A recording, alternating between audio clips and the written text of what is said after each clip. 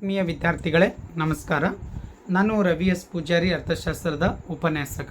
ಸ್ನೇಹಿತರೆ, ಇವತ್ತು ಈ ಒಂದು ವಿಡಿಯೋನಲ್ಲಿ ಅಧ್ಯಾಯ ಸಂಖ್ಯೆ 5ರಲ್ಲಿ ಅಂದರೆ ದ್ವಿತೀಯ PUC ವರ್ಷದಲ್ಲಿ ಓದ್ತಾ ಇರುವಂಥ ಮಕ್ಕಳಿಗಾಗಿ ಬೆಲೆಯ ಅಂತಸ್ತು ಅನ್ನುವಂಥ ಒಂದು ಪ್ರಶ್ನೆಯನ್ನು ತೆಗೆದುಕೊಂಡಿದ್ದೀನಿ. ಬೆಲೆ ಅಂತಸ್ತು ಅಂದರೆ ಪ್ರಶ್ನೆ ಹೇಗೆ ನಿಮಗೆ ಫ್ರೇಮ್ ಆಗ್ಬೋದು ಅಂದರೆ, ಬೆಲೆ ಅಂತಸ್ತಿನ ಕುರಿತು ಒಂದು ಟಿಪ್ಪಣಿಯನ್ನು ಬರೆಯಿರಿ ಅಂತ.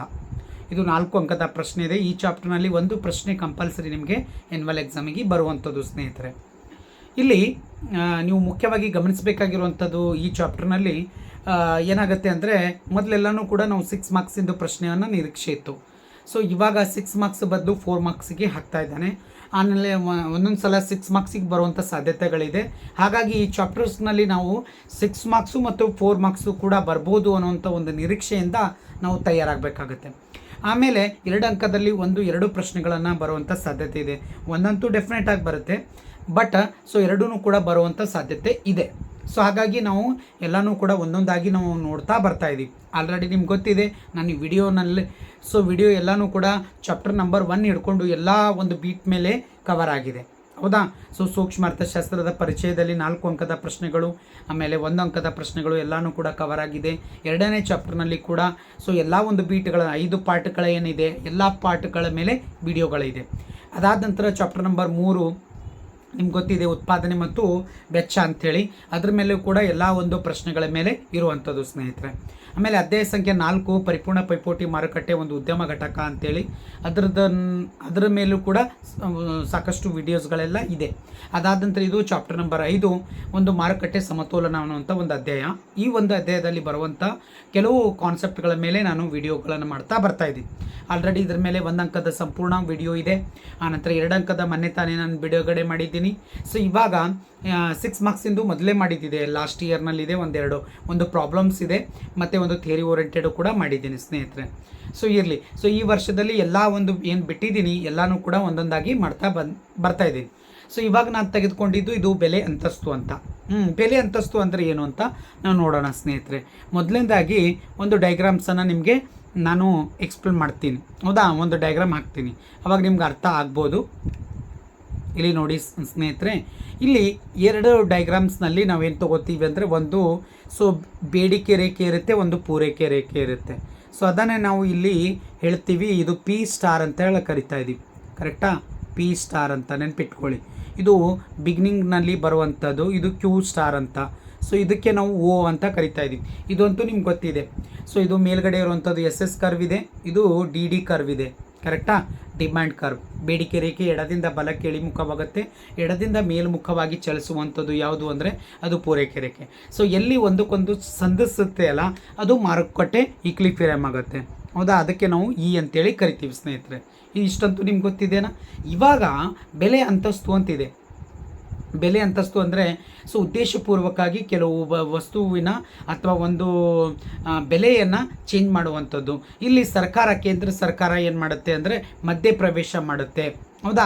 ಆ ಮಧ್ಯಪ್ರವೇಶ ಮಾಡಿ ಕೆಲವು ವಸ್ತುಗಳಿಗೆ ಏನು ಮಾಡ್ತಾ ಇದೆ ಅಂದರೆ ತನ್ನ ಒಂದು ಕನಿಷ್ಠ ಒಂದು ಬೆಲೆಯನ್ನು ನಿಗದಿಪಡಿಸುತ್ತೆ. ಇಷ್ಟು ಈ ಒಂದು ಬೆಲೆಯನ್ನು ಕಂಪಲ್ಸರಿಯಾಗಿ ನೀವು ಅದನ್ನು ಕೊಡಲೇಬೇಕು ಅನ್ನೋವಂಥ ಒಂದು ಕಾನ್ಸೆಪ್ಟು ಸ್ನೇಹಿತರೆ.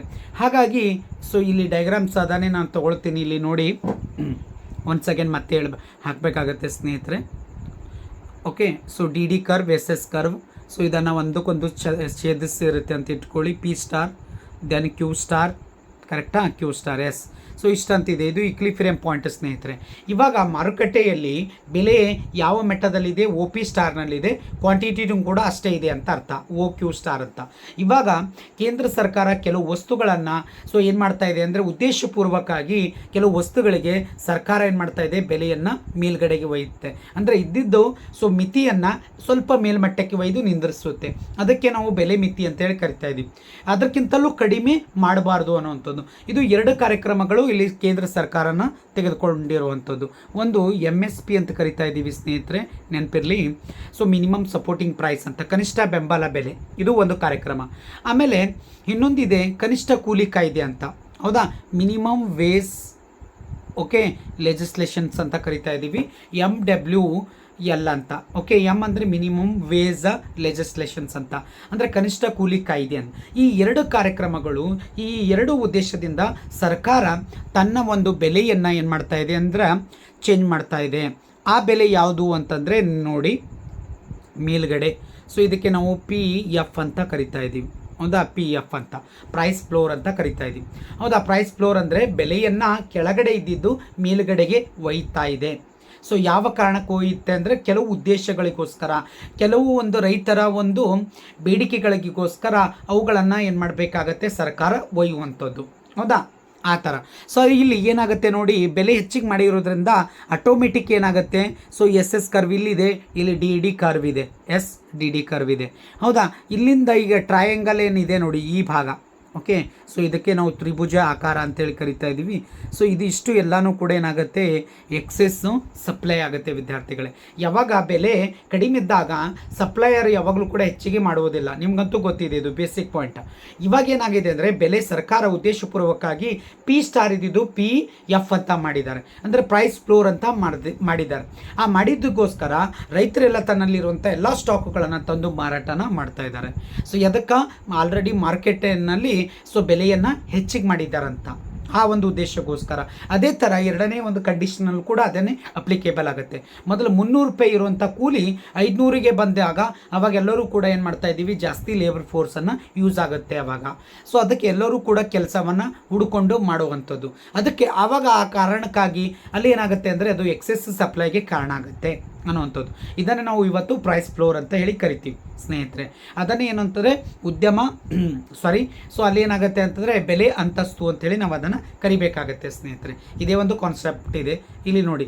ಅವಾಗ ಏನಾಗುತ್ತೆ, ಇಲ್ಲಿಂದ ಇಲ್ಲಿವರೆಗೆ ಇದು QF ಅಂತ ಕರಿಬೋದು. ಇಲ್ಲಿ ಇದೇ QF ಅಂತ ಇರುತ್ತೆ, ಬಟ್ ಅಲ್ಲಿ ಏನು ತೊಗೋತೀವಿ ಅಂದರೆ ಅದರ ಬದಲಿ ಬೇರೆನೇ ತೊಗೊಂಡಿರ್ತೀವಿ, QF ಡ್ಯಾಶ್ ಅಂತ. ಮುಂದೆ ಡಯಾಗ್ರಾಮ್ ಇದೆ, ಅದನ್ನು ತೊಗೊಳ್ತೀನಿ. ಓಕೆ, ಎಸ್, ಇಲ್ಲಿ ನೋಡಿ ಸ್ನೇಹಿತರೆ. ಸೊ ಇಲ್ಲಿ ತೊಗೊಂಡಿರುವಂಥ ಪಾಯಿಂಟ್ ಏನಿದೆ ನೋಡಿ. ಮೊದಲ ಬೆಲೆ ಅಂತಸ್ತು ಅಂದರೆ ಏನು ಅಂತೇಳಿ ನೋಡೋಣ. ಒಂದೊಂದು ಪಾಯಿಂಟ್ಸ್ ಆಗಿ ನಾವು ಅರ್ಥ ಮಾಡ್ಕೊಂಡು ಬರೋಣ.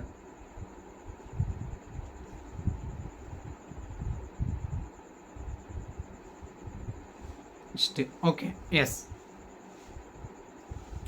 ಸೊ ನಿರ್ದಿಷ್ಟ ಸರಕು ಮತ್ತು ಸೇವೆಗೆ ವಿಧಿಸಬಹುದಾದಂಥ ಬೆಲೆಗೆ ಸರ್ಕಾರವು ಕನಿಷ್ಠ ಮಿತಿಯನ್ನು ವಿಧಿಸಿರುವುದನ್ನು ಬೆಲೆ ಕನಿಷ್ಠ ಮಟ್ಟದ ಅಥವಾ ಬೆಲೆ ಅಂತಸ್ತು ಎಂದು ಕರೆಯುತ್ತೇವೆ. ಇಲ್ಲಿ ಬೆಲೆ ಮಿತಿ ಅಂತಂದರೆ ನೀವು ಕಡಿಮೆ ಅಂತ ಅಂದ್ಕೊಳ್ತೀರಿ, ಅಪೋಸಿಟ್ ಆಗಿ ವಿಚಾರ ಮಾಡ್ತೀರಿ. ಹಾಗಾಗಲ್ಲ. ಇಲ್ಲಿ ಏನಾಗುತ್ತೆ ಅಂದರೆ ಬೆಲೆ ಅಂತಸ್ತು ಅಂದರೆ ಆಲ್ರೆಡಿ ಮಾರ್ಕೆಟ್ನಲ್ಲಿ ಇಲ್ಲಿ ಇರುತ್ತೆ, P* ಇರುತ್ತೆ. P* ಪ್ರೈಸ್ ಹೆಚ್ಚಿಗೆ ಮಾಡಿರುತ್ತೆ, ಉದ್ದೇಶಪೂರ್ವಕವಾಗಿ ಬೆಲೆಗಳು ಹೆಚ್ಚಿಗೆ ಮಾಡಿರುತ್ತೆ ಕೇಂದ್ರ ಸರ್ಕಾರ. ಹೌದಾ, ಅಲ್ಲಿ ಎರಡು ಕಾರಣಕ್ಕಾಗಿ ಅದು ನಡೆಯುವಂಥದ್ದು. ಹಾಗಾಗಿ ಸೊ ಇಲ್ಲಿ ಇದು ಒಂದು ಅಂಕಕ್ಕೂ ಬರುತ್ತೆ ವಿದ್ಯಾರ್ಥಿಗಳೇ. ಮ್ಯಾಚ್ ದಿ ಫಾಲೋವಿಂಗ್ ಎಲ್ಲ ಬರ್ಬೋದು, ಅಥವಾ ಒಂದು ವರ್ಡಿಗೆ ಡೈರೆಕ್ಟಾಗಿ ಕೇಳ್ಬೋದು, ನೆನಪಿರಲಿ. ಸೊ ಇಲ್ಲಿ ನೋಡ್ರಿ, 2 ಪ್ರೋಗ್ರಾಮ್ಸ್ಗಳಿದೆ. ಒಂದನೇ ಪ್ರೋಗ್ರಾಮ್ಸು ಕನಿಷ್ಠ ಬೆಂಬಲ ಬೆಲೆ, MSP ಅಂತ ಹೇಳಿದ್ದಾನಲ್ಲ, ಮಿನಿಮಮ್ ಸಪೋರ್ಟಿಂಗ್ ಪ್ರೈಸ್ ಅಂತೇಳಿ ಅದು. Okay, yes. ಸೊ ನೆಕ್ಸ್ಟ್ ಎರಡನೇದು ಪಾಯಿಂಟ್ ಇದೆ, ಸೊ ಕನಿಷ್ಠ ಕೂಲಿ ಕಾಯ್ದೆ ಅಂತ, ಮಿನಿಮಮ್ ವೇಜಸ್ ಲೆಜಿಸ್ಲೇಷನ್ಸ್ ಅಂತ ನಾವು ಅದನ್ನು ಕರಿತಾ ಇದ್ದೀವಿ. ಸೊ ಇಲ್ಲಿ ಈಗ ಒಂದನೇ ಕಾರ್ಯಕ್ರಮ ಅಂದರೆ ಸೊ ಕನಿಷ್ಠ ಬೆಂಬಲ ಬೆಲೆ ಇದೆ ಅಂತ ಅಂದ್ಕೊಳ್ಳೋಣ ವಿದ್ಯಾರ್ಥಿಗಳು. ಇಲ್ಲಿ ಕನಿಷ್ಠ ಬೆಂಬಲ ಬೆಲೆಗೆ ಸೊ ಇಲ್ಲಿ ಏನಾಗುತ್ತೆ ಅಂದರೆ ಸರ್ಕಾರ ಏನು ಮಾಡುತ್ತೆ ಅಂದರೆ, ಈಗ ನಮ್ಮ ಕರ್ನಾಟಕದಲ್ಲಿ ನಾವು ತೆಗೆದುಕೊಂಡಾಗ ಗುಲ್ಬರ್ಗ ಮತ್ತು ಮಂಡ್ಯ ಜಿಲ್ಲೆಯನ್ನು ತೆಗೆದುಕೊಳ್ಳೋಣ, 2 ಉದಾಹರಣೆಗಳು. ಹೌದಾ, ಮಂಡ್ಯ ಜಿಲ್ಲೆ ನಿಮಗೆ ಅದಕ್ಕೆ ಫೇಮಸ್ ಇದೆ, ಕಬ್ಬನ್ನು ಬೆಳೆಯುವುದಕ್ಕೆ ಜಾಸ್ತಿ ಅಲ್ಲಿ ಇರುವಂಥದ್ದು, ಅದಕ್ಕೆ ಕಬ್ಬಿನ ಕಣಜ ಅಂತಲೂ ಕೂಡ ನಾವು ಕರಿತೀವಿ. ಕರೆಕ್ಟಾ? ಸರಿಯಾಗಿದೆ. ಅದೇ ರೀತಿ ಗುಲ್ಬರ್ಗ, ಕಲಬುರಗಿ ಅಂಥೇಳಿ. ಕಲಬುರಗಿ ಯಾವುದು ಅಂತಂದರೆ ನಿಮ್ಗೆ ಗೊತ್ತಿದೆ, ತೊಗರಿ ನಾಡು ಅಂತ ಕರಿತಾ ಇದ್ದೀವಿ. ಹೌದಾ, ಸೊ ಅದರಲ್ಲಿ ಹೈದರಾಬಾದ್ ಕರ್ನಾಟಕದಲ್ಲಿ ಸ್ಪೆಷಲ್ ಗುಲ್ಬರ್ಗ, ಕಲಬುರಗಿ, ಸೊ ತೊಗರಿ ಅಂತೇಳಿ ನಾವು ಕರಿತಾ ಇದ್ದೀವಿ. ಈ 2 ಉದಾಹರಣೆಯನ್ನು ತೆಗೆದುಕೊಳ್ಳೋಣ. ಹೌದಾ, ಇದ್ರೊಳಗೆ ಈಗೇನಾಗಿದೆ ಅಂದರೆ ಪರ್ ಟನ್ ಅಂತ, ಹೌದಾ, ಪರ್ ಟನ್ ಅಥವಾ ಪರ್ ಕುಂಟಲಿಗೆ ನಾವು ತೆಗೆದುಕೊಂಡಾಗ, ತೊಗರಿಯನ್ನು ತೆಗೆದುಕೊಂಡಾಗ ಕುಂಟಲಿಗೆ, ಸೊ ಈಗ ಆಲ್ರೆಡಿ ಮಾರುಕಟ್ಟೆಯಲ್ಲಿ ಎಷ್ಟಿದೆ ಅಂದರೆ ಪರ್ ಕುಂಟಲಿಗೆ, ಸೊ ಇಲ್ಲಿ 2500 ರೂಪಾಯಿ ಮಾರುಕಟ್ಟೆಯಲ್ಲಿ ಬೇಡಿಕೆ ಇದೆ. ಹೌದಾ, ಬೆಲೆ ಇದೆ ಅಂತ ಅಂದ್ಕೊಳ್ಳೋಣ. ಮಾರುಕಟ್ಟೆಯಲ್ಲಿ ಬೆಲೆ ಎಷ್ಟಿದೆ? 2500 ಇದೆ ಅಂತ ಅಂದ್ಕೊಳ್ಳೋಣ. ಇವಾಗ ಏನಾಗುತ್ತೆ, ಇಷ್ಟು ಸಫಿಷಿಯೆಂಟ್ ಅಂತ ಅನಿಸುವುದಿಲ್ಲ. ಯಾರಿಗೆ? ರೈತರಿಗೆ. ಅದಕ್ಕೆ ಅವ್ರು ಏನು ಮಾಡ್ತಾ ಇದ್ದಾರೆ ಅಂತಂದರೆ, ಸೊ ರೈತರು ಒಂದಿಷ್ಟು ಸಂಘಟನೆಗಳ ಜೊತೆಗೆ ಸೇರಿ ಸೊ ಅಲ್ಲಿ ಕೇಂದ್ರ ಸರ್ಕಾರಕ್ಕೆ ತನ್ನ ಮನವಿಯನ್ನು ಸಲ್ಲಿಸ್ತಾರೆ. ಆ ಮನವಿಗೆ ಹೋಗೊಟ್ಟು ಅದು ಜಿಲ್ಲಾಡಳಿತ ಮುಖಾಂತರ ಅದು ಹೋಗಿರುತ್ತೆ ಸ್ನೇಹಿತರೆ. ಜಿಲ್ಲಾಧಿಕಾರಿ ಅದನ್ನು ಏನು ಮಾಡ್ತಾ ಇದ್ದಾರೆ, ಪ್ರತಿಭಟನೆ ಏನು ನಡೀತಾ ಇದೆಯಲ್ಲ ಅದನ್ನು ತೆಗೆದುಕೊಂಡು ಕೇಂದ್ರ ಸರ್ಕಾರಕ್ಕೆ ಅವರು ಕಡಿಮೆ ಮಾಡ್ತಾರೆ. ಹೌದಾ, IAS ಆಫೀಸರ್ ಕಡೆಯಿಂದ ಅದು ಹೋಗುತ್ತೆ. ಅವಾಗ ಕೇಂದ್ರ ಸರ್ಕಾರ ಅದನ್ನು ಎಚ್ಚೆತ್ತುಕೊಂಡು ಆ ಸಮಸ್ಯೆಯನ್ನು ಬಗೆಹರಿಸೋಕ್ಕೆ ಪ್ರಯತ್ನ ಮಾಡುತ್ತೆ. ಅವಾಗ ಇದು ನಿಜವಾಗ್ಲೂ ಕೂಡ ಕರೆಕ್ಟ್ ಆಗಿದೆನಾ, ಸೊ ರೈತರು ಮಾಡ್ತಾ ಇರುವಂಥ ಮೂಮೆಂಟ್ ಸರಿಯಾಗಿದೆನಾ ಅಂತಂದರೆ ಅಲ್ಲಿ ಖಂಡಿತವಾಗ್ಲೂ ಒಪ್ಕೊಳ್ತಾರೆ ಕೇಂದ್ರ ಸರ್ಕಾರ. ಅವಾಗ ಕೇಂದ್ರ ಸರ್ಕಾರ ಈಗ ಕಬ್ಬು ಮತ್ತು ತೊಗರಿಗೆ ಏನಂತಂದರೆ ಒಂದಿಷ್ಟು ಬೆಂಬಲ ಬೆಲೆಯನ್ನು MSP ಅನ್ನೋದು ಏನು ಮಾಡುತ್ತೆ ಅಂದರೆ ಡಿಸೈಡ್ ಮಾಡುತ್ತೆ. ಅವಾಗ ಕೇಂದ್ರ ಸರ್ಕಾರ ಅಂದರೆ ಸೆಂಟ್ರಲ್ ಗೌರ್ನಮೆಂಟ ಎಷ್ಟು ಅಂತಂದರೆ ಅನೌನ್ಸ್ ಮಾಡುತ್ತೆ. ಅದು ಒಂದು ಜಾಸ್ತಿ ಕೊಡೋಕ್ಕಾಗಲ್ಲ ಅಂತೇಳಿ 2,000 ರೂಪಾಯಿ ಕೊಡೋಕ್ಕೆ ಒಪ್ಕೊಳ್ತಾರೆ. ಹೌದಾ, ಆಲ್ರೆಡಿ ಮಾರ್ಕೆಟ್ನಲ್ಲಿ 2,500 ಇದೆ. ಹೌದಾ, ಈಗ ಕೇಂದ್ರ ಸರ್ಕಾರ ಕೊಟ್ಟಿದೆ ಅಂದರೆ ಅದ್ರ ಅರ್ಧಕ್ಕಿಂತಲೂ ಸ್ಟೇಟ್ ಗೌರ್ನಮೆಂಟ್ ಕೊಡಬೇಕಾಗತ್ತೆ. ಅದರ ಏನಾಗಿರುತ್ತೆ, ಅದರದ್ದು ಒಂದು ಪಾಲಿರುತ್ತೆ. ಅವಾಗ ಏನು ಮಾಡುತ್ತೆ ಅಂತಂದರೆ ನೆನ್ಪಿಟ್ಕೊಳ್ಳಿ ಸ್ನೇಹಿತರೆ, ಅವಾಗ ನನಗೆ 1,000 ಕೊಡೋಕ್ಕಾಗಲ್ಲ, ನಾನು 500 ಅಂತ ಕೊಡ್ತೀನಿ ಅಂತ ಹೇಳಿ ಒಪ್ಕೊಳ್ಳುತ್ತೆ. ಯಾವುದು, ರಾಜ್ಯ ಸರ್ಕಾರ. ನೆನಪಿರಲಿ ಸ್ನೇಹಿತರೆ. ಆವಾಗ ಕೇಂದ್ರ ಸರ್ಕಾರದ 2,000 ರೂಪಾಯಿ, ರಾಜ್ಯ ಸರ್ಕಾರದ 500 ರೂಪಾಯಿ ಮತ್ತು ಮಾರುಕಟ್ಟೆ ಬೆಲೆ ಎಷ್ಟಿತ್ತು ಆಲ್ರೆಡಿ 2,500. ಹಾಗಾದರೆ ಎಷ್ಟಾಯಿತು ವಿದ್ಯಾರ್ಥಿಗಳೇ? ಎಸ್ ಹೇಳಿ. ಹೌದಾ, 2,500 ಒಂದು ಕಡೆ ಇದೆ. ಹೌದಾ, ಆಮೇಲೆ ಕೇಂದ್ರ ಸರ್ಕಾರದ್ದು ಕಾಂಟ್ರಿಬ್ಯೂಷನ್ 2,000 ಇದೆ. ಆಮೇಲೆ ರಾಜ್ಯ ಸರ್ಕಾರದ್ದು 500 ಇದೆ. ಹಾಗಾದರೆ ಎಷ್ಟಾಗುತ್ತೆ? 0 ಬರುತ್ತೆ, ಇಲ್ಲಿ 0, ಇಲ್ಲಿ ಒಂದು ಕ್ಯಾರಿ ಆಗುತ್ತೆ 5. ಅಂದರೆ ಏನ್ರಿ, ಮಾರ್ಕೆಟ್ನಲ್ಲಿ 1 ಕ್ವಿಂಟಲ ಬೆಲೆ ರೇಟು ಏನಾಗುತ್ತೆ ಅಂದರೆ 5,000 ರೂಪಾಯಿಗೆ ಹೆಚ್ಚಾಗುತ್ತೆ. ನೋಡಿ, ಮೊದಲು ಮಾರ್ಕೆಟ್ನಲ್ಲಿ ಏನಿತ್ತು, 2,500 ಇತ್ತು. 2,500 ಹೋಗಿ 5,000ಕ್ಕೆ ಇದು ಮಾರ್ಪಾಡಾಗುತ್ತೆ. ಇದು ಯಾವುದು? ಬೆಂಬಲ ಬೆಲೆ. ಹೌದಾ, ನೆನ್ಪಿಟ್ಕೊಳ್ಳಿ ವಿದ್ಯಾರ್ಥಿಗಳೇ. ಇದನ್ನೇ ನಾವು ಇವತ್ತು MSP ಅಂತ ಕರಿತಾ ಇದ್ದೀವಿ. ಇದು ಎಲ್ಲಕ್ಕೂ ಕೊಡಕ್ಕೆ ಬರುತ್ತೇನಾ? ಇಲ್ಲ, ಖಂಡಿತವಾಗ್ಲೂ. ಕೆಲವು ವಸ್ತುಗಳಿಗೆ ಕೆಲವು ರೈತರ ಒಂದು ಹಿತಾಸಕ್ತಿಗೋಸ್ಕರ ಅದನ್ನು ಮಾಡುತ್ತೆ ಸ್ನೇಹಿತರೆ. ಹಾಗಾಗಿ ನಿಮಗೆ ನೆನಪಿರಲಿ. ಇಲ್ಲಿ ಯಾವುದು ಅಂತಂದ್ರೆ ನಾನು ಕರ್ನಾಟಕದಲ್ಲಿ ತೆಗೆದುಕೊಂಡಿದ್ದು ಒಂದು ಏನಂತಂದರೆ ಕಬ್ಬು ಮತ್ತು ಹತ್ತಿ ಅಲ್ಲ, ಮತ್ತು ಯಾವುದು ಅಂತಂದರೆ ತೊಗರಿ ಅಂತ. ಈ 2 ಕಾರಣಕ್ಕಾಗಿ ಕೇಂದ್ರ ಸರ್ಕಾರ ಕೊಡಿರುವಂಥ ಒಂದು ಪ್ರೋಗ್ರಾಮ್ಸ್ ಇದು. ಇದನ್ನೇ ನಾವು MSP ಅಂತೇಳಿ ಕರಿತೀವಿ. ಎಸ್, ಇದೇ ಥರ ಒಂದು ಇದರಲ್ಲೂ ಕೂಡ ಕಾನ್ಸೆಪ್ಟ್ ಇದೆ ವಿದ್ಯಾರ್ಥಿಗಳೇ. ಕನಿಷ್ಠ ಕೂಲಿ ಕಾಯ್ದೆನೂ ಅದೇ ಒಂದು ಎಕ್ಸ್ಪ್ಲೇನನ್ನು ಮಾಡುತ್ತೆ ಸ್ನೇಹಿತರೆ. S, okay. ಕಂಟೆಂಟಿಗೆ ಬರೋಣ. ಎಸ್, ನೋಡಿ ವಿದ್ಯಾರ್ಥಿಗಳೇ, ಇಲ್ಲಿ ನೋಡಿ, ಮೊದಲೇದು ಕನಿಷ್ಠ ಬೆಂಬಲ ಬೆಲೆ ಅಂತಿದೆ.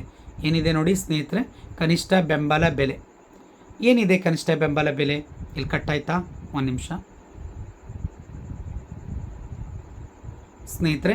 ಇದನ್ನು ಮಾರ್ಕ್ ಮಾಡೋಂಗಿಲ್ಲ, ಯಾಕಂದರೆ ಕೆಳಗಿನ ಕಂಟೆಂಟ್ ಸ್ವಲ್ಪ ನಿಮ್ಗೆ ಕ್ಲಿಯರ್ ಕಾಣಿಸ್ತಾ ಇಲ್ಲ, ಅದಕ್ಕೋಸ್ಕರ. ಓಕೆ, ಕನಿಷ್ಠ ಬೆಂಬಲ ಬೆಲೆ ಕಾರ್ಯಕ್ರಮ ಒಂದೇದು. ಕೃಷಿ ಬೆಂಬಲ ಬೆಲೆ ಕಾರ್ಯಕ್ರಮಗಳು ಮೂಲಕ ಸರ್ಕಾರವು ಕೆಲವು ಕೃಷಿ ಸರಕುಗಳಿಗೆ ಖರೀದಿಯ ಬೆಲೆ ಮೇಲೆ ಕೆಳಮಿತಿಯನ್ನು ವಿಧಿಸುತ್ತದೆ. ಕೆಳಮಿತಿ ಅಂದರೆ ನೀವು ಕನ್ಫ್ಯೂಸ್ ಮಾಡ್ಕೋಬೇಡ್ರಿ, ಕೆಳಗಿರುತ್ತೆ ಅಂತಲ್ಲ, ಆಲ್ರೆಡಿ ಕೆಳಗಿದ್ದನ್ನೇ ಸ್ವಲ್ಪ ಮೇಲ್ಗಡೆ ಮಾಡಿರ್ತಾರೆ, ಅದಕ್ಕೆ ನಾವು ಕೆಳಮಿತಿ ಅಂತ. ಅಂದರೆ ಅದಕ್ಕಿಂತಲೂ ಕೆಳಗಡೆ ಬರಬಾರ್ದು. ಅಂದರೆ PF ಅಂತ ಏನು ಹಾಕಿದ್ದೀನಲ್ಲ ಆರಂಭಿಕ ಒಳಗ ಡಯಾಗ್ರಾಮ್ನಲ್ಲಿ, ಕೆಳಗೂ ಇದೆ, ನಿಮ್ಗೆ ತೋರಿಸ್ತೀನಂತ. ಹೌದಾ, P ಸ್ಟಾರ್ ಇದ್ದಿದ್ದು PFಗೆ ಹೋಗಿರ್ತದಲ್ಲ, ಅದಕ್ಕಿಂತ ಕೆಳಗೆ ಬರಂಗಿಲ್ಲ ಅಂತ ಅನ್ನೋವಂಥದ್ದು. ಅದಕ್ಕೋಸ್ಕರ ಈ ಒಂದು ವರ್ಡನ್ನು ತೊಗೊಂಡಿರ್ತೀವಿ. ಹೌದಾ, ಬೆಲೆಯ ಮೇಲೆ ಕೆಳಮಿತಿಯನ್ನು ವಿಧಿಸುತ್ತದೆ ಮತ್ತು ಬೆಲೆ ಅಂತಸ್ತನ್ನು ಅಥವಾ ಬೆಲೆ ಅಂತಸ್ತು ಸಾಮಾನ್ಯವಾಗಿ ಈ ಸರಕುಗಳಿಗೆ, ಅಂದರೆ ಕೆಲವು ಸರಕುಗಳಿಗೆ, ನೆನಪಿರಲಿ. ಹೌದಾ, ಸರಕುಗಳಿಗೆ ಮಾರುಕಟ್ಟೆ ನಿರ್ಧರಿತ ಬೆಲೆಗಿಂತ ಹೆಚ್ಚಿನ ಮಟ್ಟದಲ್ಲಿ ನಿಗದಿಯಾಗುತ್ತದೆ. ಹೌದಾ, ಮಾರ್ಕೆಟ್ನಲ್ಲಿ ಮೊದಲು 2,500 ಇದ್ದಿದ್ದು ಇವಾಗ ಏನಾಗುತ್ತಾ ಇದೆ, 5,000ಕ್ಕೆ ಜಂಪ್ ಮಾಡಿಸ್ತದೆ. ಇದು ಎದ್ರ ಕಾರಣದಿಂದ? ಸರ್ಕಾರ ಮಧ್ಯಪ್ರವೇಶ ಮಾಡಿರೋದ್ರಿಂದ ಅಥವಾ ಬೆಲೆ ಅಂತಸ್ತಿನಿಂದ ಇದು ಆಗಿರುವಂಥದ್ದು. ಹೌದಾ, ಹೌದು, ಸರಿಯಾಗಿದೆ. ನೋಡಿ, ನೆಕ್ಸ್ಟ್ ಕಂಟಿನ್ಯೂ ಇದೆ. ಕೃಷಿ ಬೆಂಬಲ ಬೆಲೆಯು ಈ ವಿಷಯದಲ್ಲಿ ಅಧಿಕ ಪೂರೈಕೆಗೆ ಕಾರಣವಾಗುತ್ತೆ.